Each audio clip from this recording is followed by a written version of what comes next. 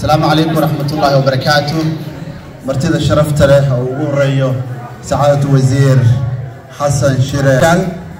سيدو كله صاحبك أنا أدوج على حي محمد يعقوب يجاليد غير SSC هوين دليرو وضيال يدمان ميديها دمانتي وسلامتي. السلام عليكم ورحمة الله وبركاته. waxaan u malaynayaa caawa waxa laga joogaa qiyaastii muddo bil iyo wax yar ah markii Khaatumo ay gaartay iyadoo oo kaashanaysa bulshadeeda inteeda kale ee walaalaha harti guul taariikhi ah taasoo ahayd inay dhulkoodii iyo deegaankoodii ay ugu baashaalayaan ama caawa ugu soconayaan ama ugu nool yihiin sida iyagu rabitaankoodu yahay. qof bini aadam ah waxa laga takoori karo kuma jirto inuu u noolaado sida isagu yahay. haddaan jaaliyadda Puntland ee waddanka Jarmalka nahay waxaan rabnaa inaan idin niraahno Khaatumo waa Puntland, Puntlandna waa Khaatumo.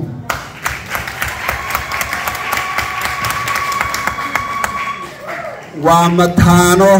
ka soo wada baxay hal calool waxayna u wada noolaanayaan sida ay mataano u yihiin insha Allah taala. intaas kadib anoo ku hadlaya magaca hay'adda Seeko waxaan u malaynayaa maanta colaad iyo dagaal waa ka gudubnay waana ka dhamaanay. waxaan u gudubnay horumar iyo dhisme iyo wanaag. sidaa darteed hay'adda Seeko waddankan Jarmalka waxay ka agaasintaa mashaariic aad u fara badan oo dalkeena hooyo wax laga qabanayo. waxaan rabnaa caawa inaan idinku bishaarayno mashruuca dayactirka qalabka isbitaalka Laascaano hay'adda Seeko qaban doonta. waxaan rabnaa waddankeena waddan wax soo saar maaha, waddan warshado maaha. carabtu waxay tiraahdaa juud min al-mawjuud, waxaad haysato wax ka samayso. maadaama ay sidaa tahay wixii inoo yaalla wax ka qabsanaynaa. Laascaanood dhexdeeda laga xoreeyay. sidaa darteed waxaan rabnaa dhulkeena insha Allah taala haddii la haydmo horumarkiisa dhamaanteen inaan ka wada qayb qaadano. intaas kadib waxaan ugu baaqayaa bulshada Khaatumo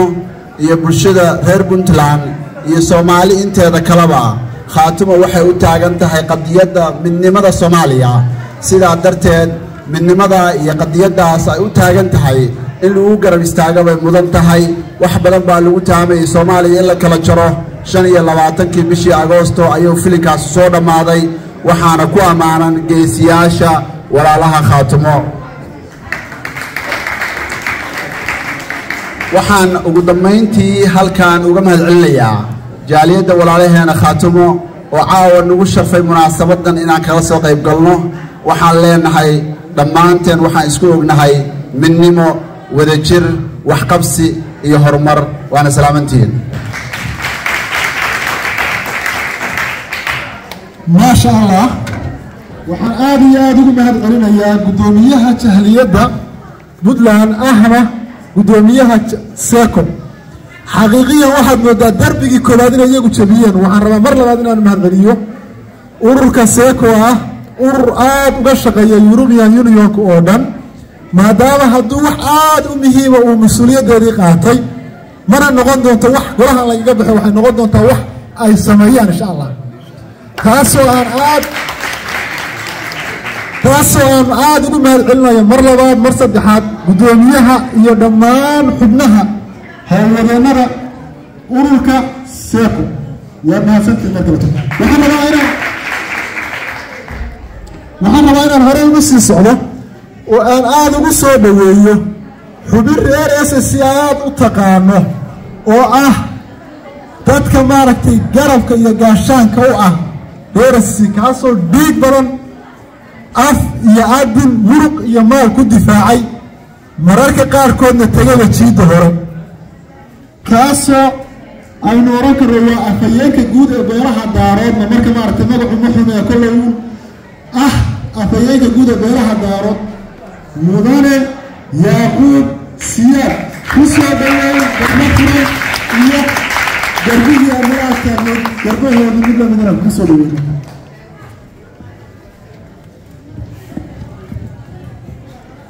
بسم الله الرحمن الرحيم. أبدي سلام يا قلت عارف فرحة بيتها هي مقالة ديسلدورف أما جرملك أنت سويه وأنا هريس وأرجعان عاوز أركنه فرحة وهي وعقبة فرحة زيركي ورا مالية أنا مشرع مدعويني بنت الآن حاسس الشرع قال وعاوز سونا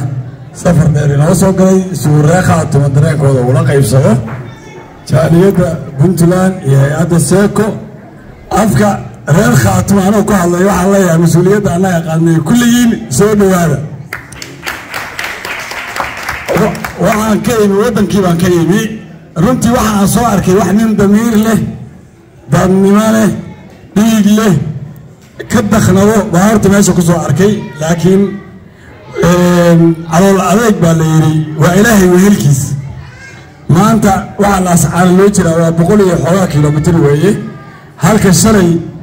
4 كيلومتر لأسعار اللوتشة وجوج عدل فديه تاسمع كنت من جنس النمذجة وكنت من قرب استاج بدكينا قرب استاجتين وكنت من هنا ظلم جديدين وكنت من دتكو إلى علولي قبيل كله تعارف وحكنت من لكن سكرتا وكنت من خاتم وحكوا نال هرتي وحكوا نال فقشني وحكوا نال مبانته بكمان عدوان لكن عند اللي جتري هي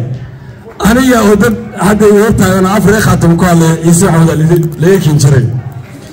taasina wax aqli galaya ma ahayn saad u diideen baan u diidnay hal mid aan ka codsanaya dadka waa ka fikir doonahay waxaan qabaa faan oo la faray kama qodna wixii dhacay waa arsanayna wasaakiin ma nihin annagu labada gaatamana waa tagaynaa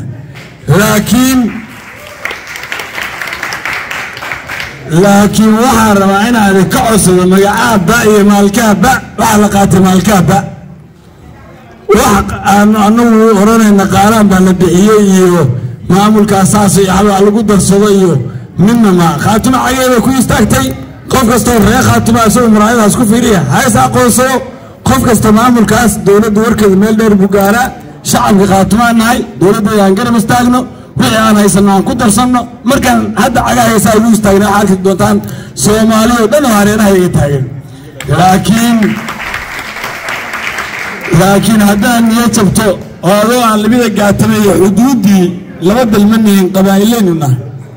reerkeegu khaatuma xuduudeeda waa labada gaatamay halka annaga aan tagin haddaan niyo jabno waxaan noqonaynaa dad hal bacaal lagu lisaa niyo jabmayno halka dhamaan garaadaan ka salaamayaa madaxweynaha maamulka khaatuma firdiyaan ka salaamayaa jamaahiirtaan ka salaamayaa waxaan ka salaamayaa wiil kasta oo Soomaaliyeed oo aaminsan dadka ay deegaankaas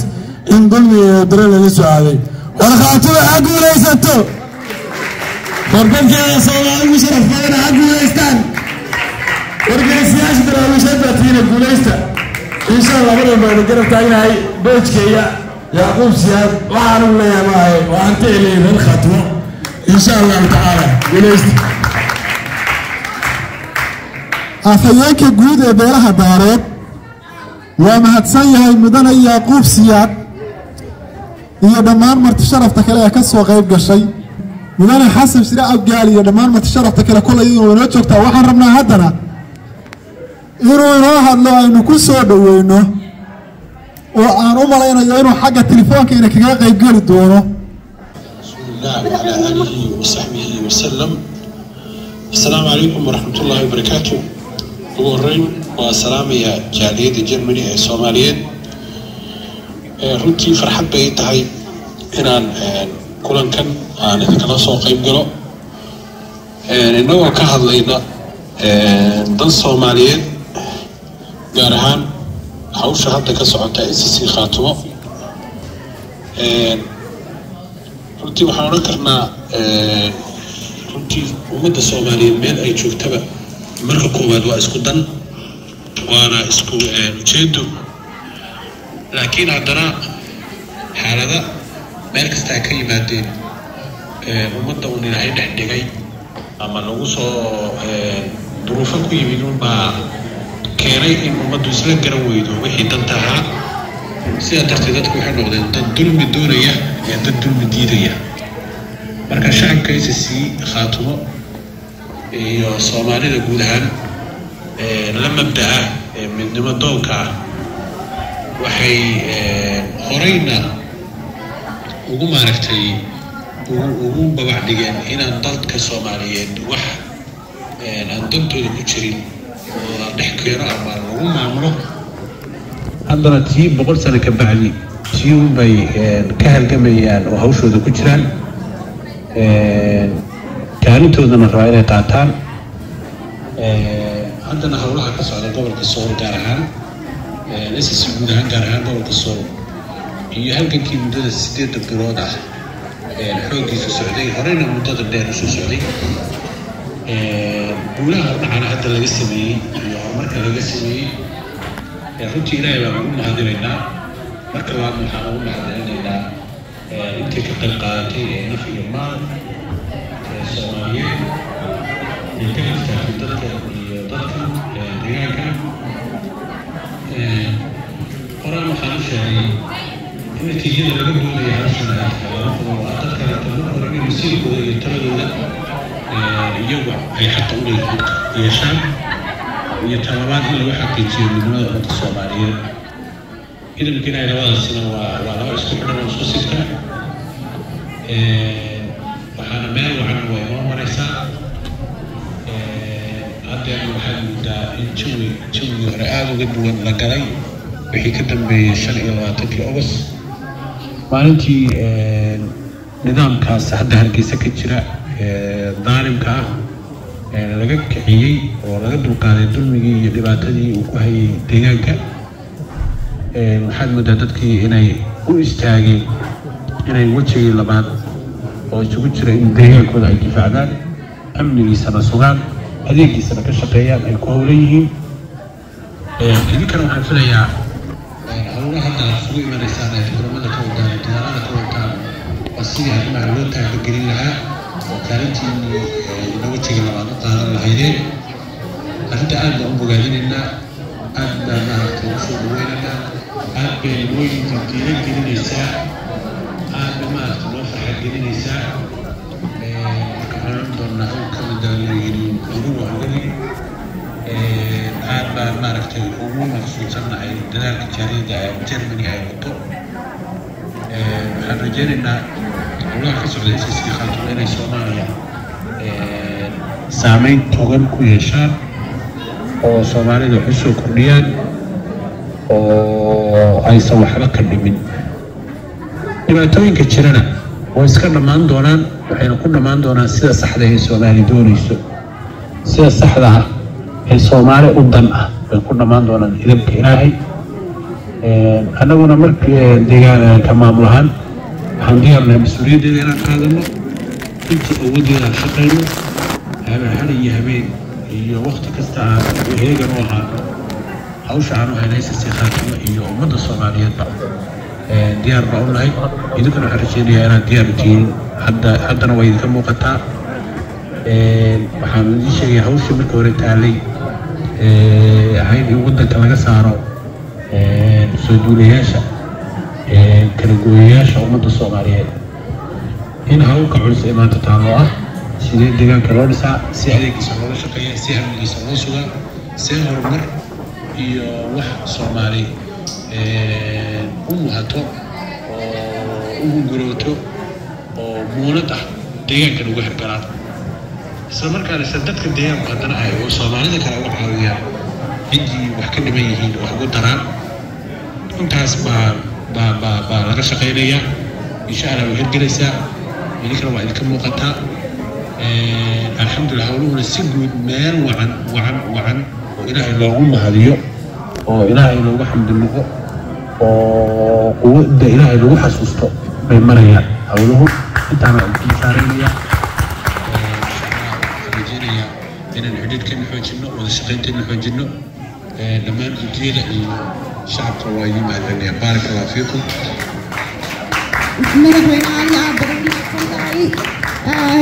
وخدمة على قيمة عليه aad baad madaxweynuhu mahadsan tahay khudbadaada qiimaha leh maxaan kula noo soo jeedisay waxaanuna ku leenahay insha Allah ilaahay horumar la taaban karo hayna wada gaarsiiyo dhammaan sidoo kale shacabka halka fadhiya reer SSC iyo reer Puntland iyo dhammaan walaalaha tolka guud ahaan iyo gaar ahaan adigana sidoo kale ayay ku mahad celinayaan waxayna ku leeyihiin وما سنتها مدحويني هراء أنا صعنا إن شاء الله وأنا كده علينا محاكرة هذا أنا وسكتوبا هدانا هاي بودلان يهدانا غير خاتمة يهدانا محاكرة هذا ولا إنك جودهم أنا وأكون مع علينا. السلام عليكم ورحمة الله وبركاته. والد يدشي سي يلا ولا لا يعني كان كموسا إلى عيار ديك بقيم ديك على يهو ناكسني اسمدي وعناء إيو ولادية هوين إيو ويرتد بالشدة إيو ويل جرادا أديك كون قرايو ود إنتان كنا والله أدا إيجا وكيله كي وارا نقول ولجا هوسي على يهو وحجرة إيو اسمدي وعناء إيو ولادية هوين إيو ويرتد بالشدة إيو ويل جرادا أديك كون قرايو ود إنتان كنا والله أدا إيجا وكيله كي وارا نقول ولجا هوسي على يهو ناكسني وادي درويشكي عيل والوال قنتيسي أفل باحا كايوضي رقي وعدك كومري ورمقبوه مروبيه هو وحي باليو سوى عن انتهى اللو دويست هو وحي باليو هو أرق وغميو هو وارك تشيفيو واردية جماهير هو يوير عن حرم باد ويلكو ضاعتها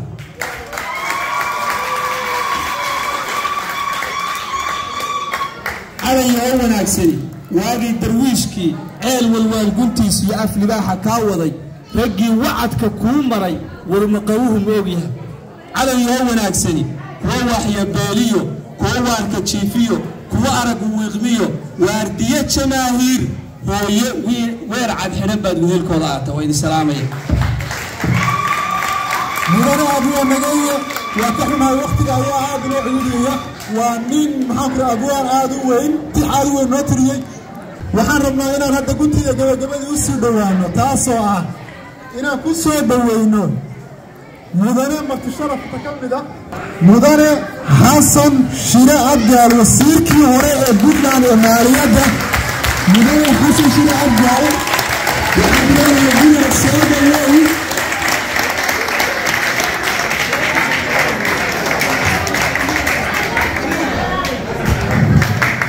بسم الله الرحمن الرحيم الحمد لله رب العالمين وصلى الله على نبينا محمد وعلى آله وصحبه وسلم مرحبا وحان رباهنا سلام سود الديو شعب كان كتوغا الصوماليات وحياتها الصوماليات من بين شعب سويتران غير SSC خاتمة iyo reer Puntland iyo shacabka Soomaaliyeed oo halkan jooga سلام بان مكر يسوع بالدنيا السلام عليكم ورحمة الله وبركاته. بعد السلام حفلتان وحفلتين هراء باسمه يقوشي SSC خاتمة ورالهود إيجارين حفلتين لولين متكملة هوين آذيات بانشد هوين حفلتان كرامينتا iyo sharfida iyo muujinta dadku ay muujinayaan dareenkooda iyo sida ay ugu faraxsan yihiin guusha ay gaareen. waxaan kaloo aad ugu mahadcelinayaa dowladda madaxda SSC Khaatumo hadda madaxweyne ku-xigeenkii Shiina uu dadka la wadaagayay xafladan iyo soo dhaweynta iyo sidii qiimaha lahayd oo u hadlayay Soomaalinimo iyo midnimo Soomaaliyeed inay u taagan yihiin u muujinayeen iyadana waa mahadcelinaynaa. intaa markaan dhahno waxaa dhacay dulmiga ilaahay baa qaaday awoodda Rabbi baa dulmigaasi ku fuuray oo ku suuray waa rag baa yimi oo dagaalamay oo muujiyey laakiin sidii u dhaceen markii la fiiriyo inaan rabbi dulmiga raalli ka ahayn baa muuqanaysay inaan rabbi raalli dulmiga ka ahayn baa muuqanaysay weliba la gaaray guushii markii la gaarayna waxaa lagu daray dulqaad iyo Soomaalinimo iyo muslimnimo iyo diris jacayl waxaa la gaaray xuduudii ay SSC Khaatumo lahayd wiilal xanaaqsan guryahoodii la dumiyey dadkoodii la qaxiyey ilmahoodii la laayey baa waxay garteen inaysan xadgudbin iyaga haddii awal iyaga lagu xadgudbay taasina waxay ahayd qiimo gooni ah oo muujinayay dadka bisaylkooda iyo walaalnimadoonkooda iyo soomaaliyadoonkooda waxaa cajiib ah nin reer Hargeysa ah oo jaamacada la yiraahdo baa wuxuu yiri waxaa mucjiso ah nin adkaaday oo guulaystay oo leh walaal nabad baan qabaa iyo ninkii laga adkaaday oo leh nabad ma qabo waa runtiis taas waxay muujinaysaa reer SSC iyo Khaatumo waxay muujinaysaa mugooda iyo dulqaadkooda iyo inaysan qabin cudud qabin barnaamijkaani ahaa barnaamij muuse iyo raggiisa inta la socota barnaamij ay wateen ay ahayd aysan ahayn barnaamij qabiil lagu colaadinayo hawlaankii waxaa iga waraystay ninka la yidhaahdo Geylan baa wuxuu iga waraystay xaaladaas maxay ku damaynaysaa waxaan wixii maragood galo markuu dhinto dhulbahantana dhulkuu lahaa iyo fiqishin waa tegayaan keliya ceebta ninka la yidhaahdo muuse bixi unbaa ummaddu arki doontaa sidii bay noqotay cid Soomaaliya waxay safareen lagu khasbi karaa ma jiro iskala daaheero ab iyo isir markii la yiraahdo la yaqaanay taariikhdoodii iska daaya qof kasta oo Soomaali ah qof wuxuu Soomaali ka ahayn lagu khasbi karo ama dad uu Soomaali ka ahayn yeeli karaan ma aha waxaan kelmadina ka dhabo muuse iyo raggiisa waxay ku andacoodaan oo dhahaan dadkii uu gumaysan jiray Ingiriisku dhammaantood xuduudahoodii baa rabnaa bay dhahaan waxaa ka dhiman oo aysan marna isu sheegin xuduudahaas dad baa meel u degan dadka markaas waqooyiga la oran jiray harti oo Sangeli iyo dhulbahanta Fiqishini Isaaq Ciise iyo Gulbeysay intaasaa degan reer walbana in degan yahay haddii hada reer yiraahdo marka anuu Soomaali baan noqonayaa deegaankayga iyo dhulkaygiina anaa u tashanaya hadduu yiraahdo ma waxaa la dhahayaa dhulkana laga saaro dhulkiisa laga qaado yaa la dhahayaa waxyaabaha mucjisada ah oo markay hadlayaan niman waaweyn ciradu iska baxlaayeen nin hadda maalin laakay wasiir ahaan jiray oo magac leh oo ilaahiye iyo waxaas Hargeysa ku haystaba lagu yiri hebel ma warcadii ma qablaha wuxuu ku hadlayay ninka weyn oo waxa laga xishoodo war qabiil uu baahantinaya dhulkan degan weligood buu degaanay ilaahay baa ku abuuray iyagiiba waxay leeyahay goolgoos ma rabno la hadal imaam Soomaali ka mid ah laakiin dhulkii baan tagayaa shiishka waa qaanaayo waxaas waa waxyaabaha muuse iyo raggiisa loo arkay inay yihiin wax aan macno badan sameeyeen waxaan leenahay maamulka Khaatumo wuu dhismay dhowr mas'ala la rabaa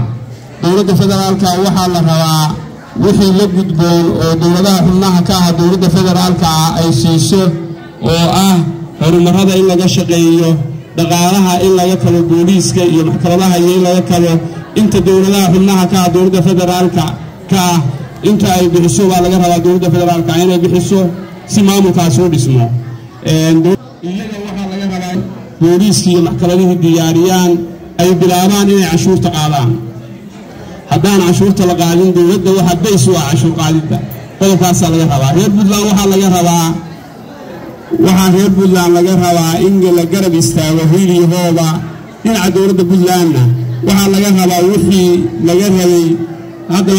intaan wasiirka waxa la soo jeediyay dowladda Puntland iyo dowladaha dekedaha leh inay dowladaha xubnaha ka dowladaha kale ay kharash siiyaan hadda waxaa la rabaa marka wixii la rabo in la bixiyo in la ballan qaado ay Puntland ballan qaado inay ku kabto miisaaniyadda dowladda Khaatumo inay ku kabto miisaaniyad wixii loogu talagalay waliba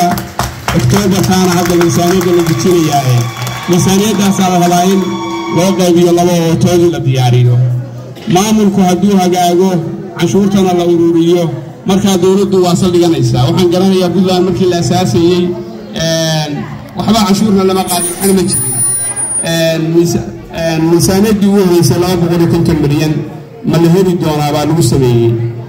waa lagu qoslay dadka qaybtooda waxaas ma sugtoobaysay lahayd haddeer markaan wasaaradda maaliyadda ka tegayna 10 milyan bay ahayd miisaaniyadda Puntland marka way gaaraysaa miisaaniyadda Khaatumo way gaaraysaa haddii cashuurta laga shaqeeyo amnigana laga shaqeeyo maxkamadahana la hagaajiyo way gaaraysaa meelaha ay gaareen dowladaha kale oo xubnaha ka dowladda federaalka mid walba mir in bay ka horeysay dowlad walba dowladda ka horeysay waa horumarka iyo waxa way ka horeysay marka waxaa la rabaa inay halkaa ka bilowdo waxaan rajaynaynaa inay u bilaabmaan safarro dowladda federaalka iyo waa maqlayay inuu madaxweynuhu tegi doono waxaan rajaynaynaa haddii lahayn hadda wixii ka dambeeya dagaal inagu ma rabno xuduuddii baan joognaa horumarka iyo waxaan u leexanaynaa iyo dalka sidii loo hagaajin lahaa puntland waxaan ka rajaynaynaa ilaahay idankiisa iyadana nabadgelyo iyo in si wanaagsan oo nabadgelyaha doorashadii la rabay ay ku dhacdo garabna istaagto oo ay garab istaagto khaatumo oo wixii laga rabay puntland laga helo dadka shacabka ah oo reer khaatumana waxaan leeyahay waxaa la rabaa dowladda in la garab istaago rida la keeno suuqa haddii canshuurtooda la bixiyo canshuurta hadhow ninka booliska waxa la siinaya ama ka maxkamadaha la siinaya marka iyagana waxaan rabnaa dowladda waxaa days u ah dowlad dhismaheed waxa waa canshuur waa in la helaa canshuurtii in la ururiyo oo la bixiyo dowladdana waxaa laga rabaa maamulka inay diyaariso puntlandna waxaa laga rabaa inay garab istaagto oo hiiligo intii hore ay u tadhay iyo in laba jibaar leeg intay cadadeeda ku istaagayso ay ka mid noqonayso xubnaha dowladda federaalka xubnaha ka midka intay ka mid noqonayso waxaan leenahay soomaali waxaa deeqda midnimo soomaali waxaa deeqda in nin waliba deegaankiisa u taliyo in nin waliba dadkiisa xukumo in nin waliba ku qanacsan yahay sanadka hadda aan joogno inuu isagu ku qanacsan yahay wax uu doonayo inuu helo waxaa la rabaa marka in intaa la isku tixgeliyo ummadda soomaaliyeed ma qabo dagaal qabiil inuu jiro ma qabo cadaawad loo qabo qabiilka degan waqooyi inuu jiro cadaawad loo qabo qabiil ahaan ma jiro xoolihii iyo deegaankii iyo dadkii intiiba isku dhex jiraan laakiin maamulka muuse iyo ragga la socda waxaa la rabaa wixii hore waa dhaceen caanaheedu waa arkeen hadda kadib inaan mar labaad ummaddaas aan la soo halaagin oo dad gurigoodii jooga oo shahiida oo naftoodii iyo maalkoodii iyo ilmahoodii leh annagaanene yaan la soo aadin haddii la soo aado dulmigooda wixii dhacay baa dhacaya aad iyo aad ba umahadsantihiin qadiimaynaan magaalooyinkina magacyadooda ma kala aqaano marka haddaan sheego magaca inaan garan waayaan ka baqaya marka aad iyo aad ba umahadsantihiin xafladiinana waxaan leeyahay xaflad wanaagsan allah ka dhigo dowladdu intay cagaheeda ku istaagayso qurbajoogtu dagaalka waxay ka ahaayeen waa loogaa been ma aha qurbajoogta aad iyo aad baan gooni ugu mahad celinaya wixii ay ka ahaayeen halgankii laascaanood wixii ay ka ahaayeen waa loogaa hawl kala gaadhay weli waa haweenii baan leenahay wax yar kadib insha allah haddii hadhiinno cagaheeday ku istaagaysa halgankii weli waa soconayaa waxaa loo baahan yahay hadda intii magaalada la qabtay laba jeer baan u malayna waxyaabaha qarxa inay ciyaal uulayadeed ku qarxeen waxyaabaha ugu muhiimsan weeye oo la rabo in wax laga qabto dowladdu wax ka qabato oo meelabaarayaal loo diro la ururiyo waayo waa wax dhaca mar walba in ilmo ku cagabeeraan aad iyo aad baa umahadsantiin hadalkaan ku badiyey waxaa inoo ballana guul iyo soomaalinimo iyo midnimo wasalaamu calaykum waraxmatullahi mahad celinaya alwasiir xasan shire abgaan baaraka allah fiik hadalkaaga qiimaha badan runtiina meel fiican baad gaarsiiso cid kale maanta maaragtay aanu insha allah iyagana maarata aan uga mahad celinayna waxa weeyaan mar kale madaxdii ka soo hadlaysay laascaanood iyo bulshada soomaaliyeed ay ka soo qayb gashay xafladda anu mar kasta waxaan ku dheganay soomaalinimada qaybta kaanu galaynaa waxaan doonayaa arrintanna inaad dhegta u dhigtaan haddaad maqasheen gala dagaalka haddaad maqasheen gala guurka kelmadda saddexaad qoraysaa waxa weeyaan gala dhaqaalaha waxaa loo baahan yahay dhaqaalihii hadda inaan jeebka gacanta gelino in boostooyinka gacanta la geliyo in maanta waxaan doonaynaa aynu bilowno sidii isbitaalka laascaanood howstaan u gelin marka walaalayaal waxa dhaqaalaha bixinaya reer ACC keliyata ma aha reer Puntland keliyata ma aha waa Soomaali oo dhan waxa hawshan wadaan waa Soomaali oo dhoweeyaan Soomaalina may la deeqan marka bisalmakum gala dhaqaalaha jeebka gacanta ha la geliyo boorsada gacanta ha la geliyo waa muhiim arrinta laynoo sheegay dhaqaaluhu aad iyo aad ayay qaali inuu ku tahay si waxaan mar labaad rabaa inaan u mahad celiyo oo kaleeto mudane xasan shire cabdial iyo guddoomiyaha jahliyadda puntland ahna guddoomiyaha seeko oo isbitaalka yiri waxaanu qaadanaynaa wixii maxaan ku idhaahdaa contribution mudane waa mahadsantihiin waxay noo tahay sharaf waxaan fadlan mar labaad iyo mar saddexaad idinka codsanayaa walaalayaal gala guurka maqasho waa siduu adeer guddoomiye axmed noo sheegay gala dagaalka maqasho waa siduu noo sheegay garaad jaamac garaad cali garaad jaamac hadda waxaan rabnaa wixii dhaqaalaha inaad bixisaan